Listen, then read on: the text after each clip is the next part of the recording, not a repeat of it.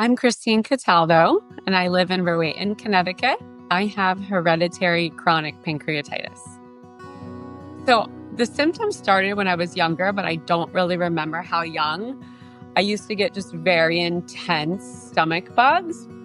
So I just would miss large chunks of school. I'd be curled up in a lot of pain. People would alternate rubbing my back. We would stop eating. We would stop drinking. I would lose tons of weight. It would go on for 5 to 8 to 10 days. And then it would go away, and then I would go on my life. And that was just the pattern I learned to live with. Once I realized that my children had a 50% likelihood to get pancreatitis, I was freaking out. And so I went to do the blood work for my kids. And I remember I was on the train coming back from work, and she told me I'm going to start crying. My firstborn had the mutation. At this point, she hadn't had any symptoms, so we didn't know yet. It was hard to learn that because I know what it means for her. And she hadn't had any symptoms yet. So it was now like a ticking time bomb, just waiting for her to get sick. So that was tough. And then 2 years later, we were at Thanksgiving and she started getting sick. And I knew the second that she said her stomach hurt that she had pancreatitis.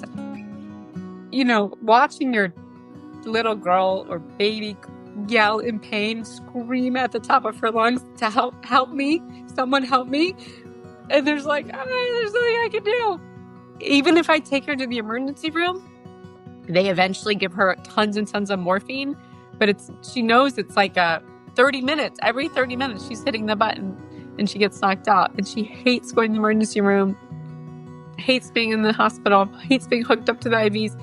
The past 2 years, she has ended up in the hospital for a week, and it's right in lacrosse season, which is her sport that she loves. And she's had to sit out for weeks. It's not just the week that you're in the hospital. I mean, you lose 10 pounds and you have no energy and you haven't eaten. So my hope is that they can develop something that stops that pain. And then my second hope would be that if we can stop the pain, maybe the disease won't progress into the chronic stages and to the cancer stage. I mean, it really starts with now people should support Mission Cure because so many thousands of people are suffering without any solutions. Children are screaming in pain, and there's nothing we can do other than load them up on drugs. And that doesn't even work all the time. There's just pancreatitis patients are so on their own.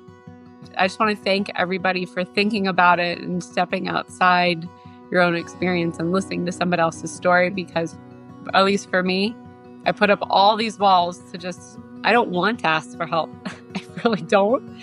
I just want to be able to do it myself, but I can't.